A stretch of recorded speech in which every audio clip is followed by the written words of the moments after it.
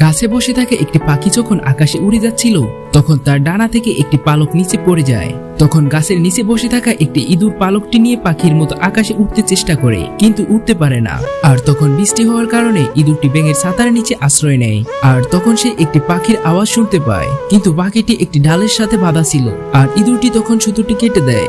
পাখিটি তার ডানায় আঘাত পাওয়ার কারণে আর উঠতে পারছিল না।